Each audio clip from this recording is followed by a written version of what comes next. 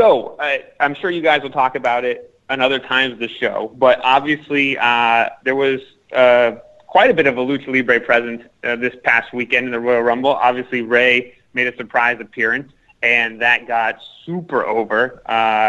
Everyone talking about how great he looked, what great shape he was in. I did hear Disco on the live call-in show talking about his amount of tattoos, and I believe saying something disrespectful about him playing a prison gang member or something. Right. MS-13, Mata Salvatrucha, yeah, very disrespectful. That's not disrespectful. Mata Salvatrucha guy gives you a shot a headbutt and slits your Google throat. MS-13 images, right? Okay, and you will see gang members like Rey. Yeah. All right. But so, and I know that Conan, you hadn't had a chance to see the NXT match with Cien Almas. Have you seen that yet, still, or no? Yes, I did see it. I watched. What did you? Well, I'd love to get both your guys' thoughts on that. You know, we know that he had a really rough start to his tenure in NXT with just kind of a bad gimmick that they had slapped on him, and now he really seems to be coming into his own. The match got pretty much universal rave reviews. So, what did you both think of that match? Thought the universal rave reviews were overstating how good it was. Because, bro, let me tell you, so this happens every single major show. Every 3 months, they have the takeover weekends, and we have the big pay-per-views. And this big, giant NXT, WWE fanboy echo chamber talks about how great it is and how great wrestling is. And then, like, nothing really happens to the ratings. The shows stink. We come the next 3 months, and then we have a weekend like this, and everybody raves again. Oh, my God, man, what a match and stuff. And nothing happens. So it's like, you know, the match was fine, but it's like, you know, this isn't like a game changer. You know, like the shows weren't game changers or nothing. It was just this. It's just, you know, it was what it was. There was a good match, very good match, but still they do some things that I think that whoever their striking coaches down there, they're not teaching the guys how to sell the strikes. The only person on the shows all weekend that actually sold the forearm to the head was Mickie James. And if you go back in the room and watch that, when she does her exchange, I think it was with Trish Stratus. Yeah, they looked good. They both were selling each other shots like they're knocking them back. Bro, I don't even know why they do that dumbass forearm to the head. Nobody sells them. It's a completely useless, wasted spot of the match. Then this guy Gargano, out of nowhere, started throwing these big haymaker left hands. Like, he throws a hell of a punch. I was like, why isn't he throwing this punch all the time? It looks fantastic, but the Almas guy wasn't selling it. I was like, oh, no wonder he doesn't. Bro, these guys don't know how to sell. That's the problem, and because they're younger, they're taught a different way. If these guys would sell the strikes, these matches would look 100 times better than they are. Okay, let me just say something. Let me say something real quick for people that are new to the show. This is coming from a guy that doesn't like Japanese wrestling or lucha libre. Okay, so take it with a grain of salt. That was a great match. Okay, Gargano was great. Almas, who when he first came in, as a lot of people know, he was La Sombra in CMLL, a big young star there. He was part of Los Ingobernables, which was the hottest faction in CMLL, in Los Perros, which was Rush, La Máscara, and Sombra. And now Sombra is Cien Almas. When he first came in, I wasn't sure if he was Mexican bias is ridiculous. There is Mexican bias, but here it goes. And so he went in there. When he first came in, I thought he looked corny. I wasn't sure if he was a waiter or a stripper, what was going on with him.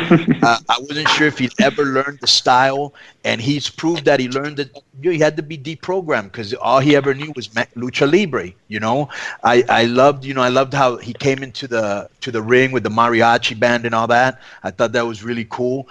And I like that one move they did, kind of like, the one that Alberto Del Rio does, that stomp in the corner, but they did it kind of like to the outside. To the outside, yeah. I love that.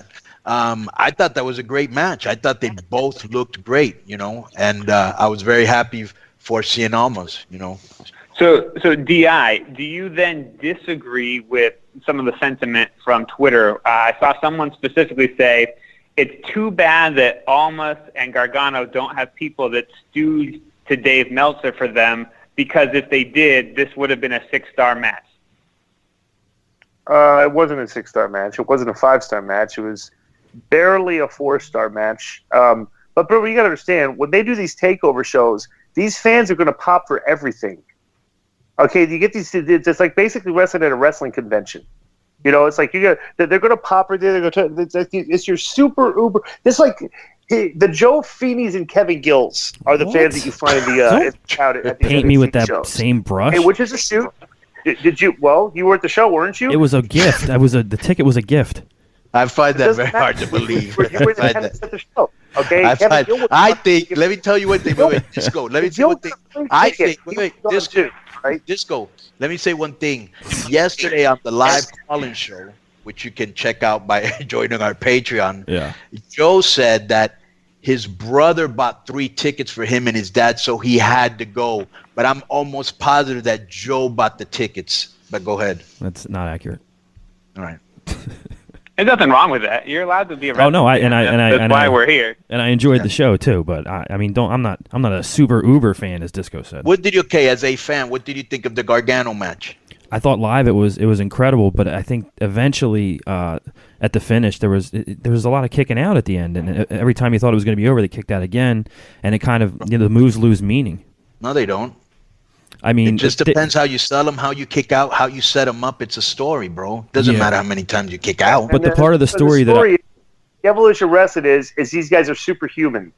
Yeah. That's the story that being told. Like nothing hurts anymore.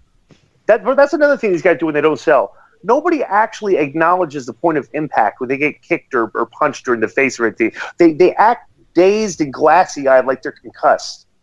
And that's what that's not you won't get sympathy from fans if you don't act like you're in agony. None of these guys ever sell like they're in agony. They just always sell like they're dazed or like they're like they get super kicked in the head and they act dazed and they make a miraculous recovery and they throw a clothes over their back. It's just ridiculous. It's just, bro, they have a bunch of moves in mind.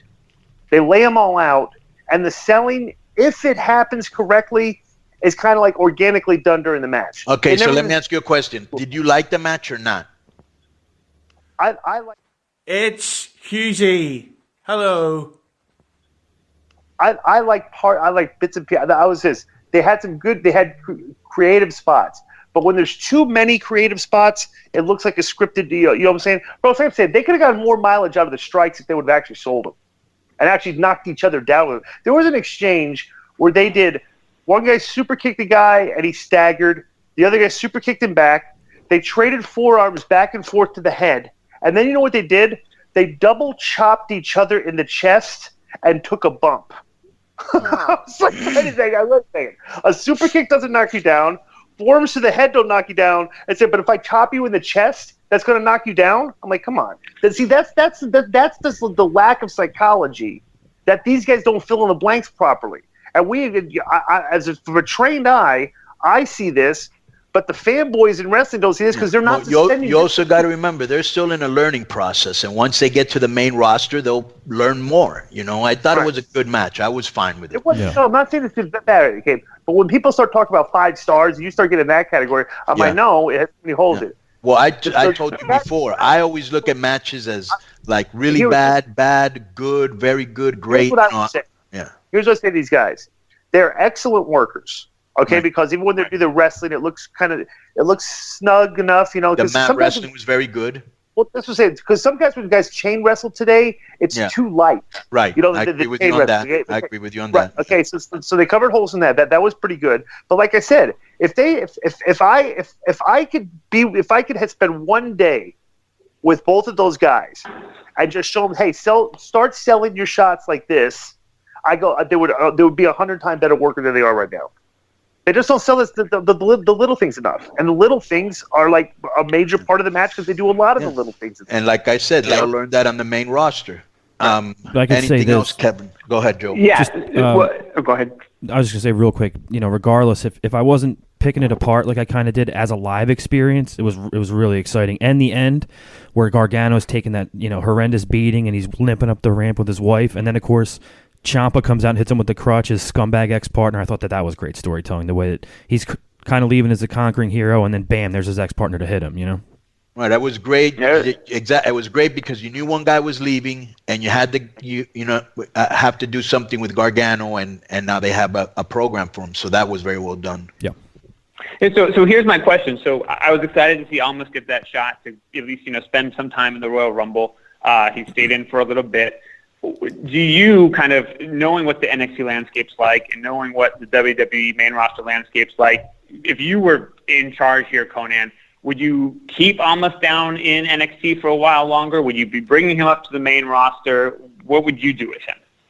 Yeah, well, they don't have no Hispanic stars, so I definitely bring him up to the main roster and, start putting him in with guys that know how to work and teach him on the road because, he's going to be real good. You can already tell. You know what I'm saying?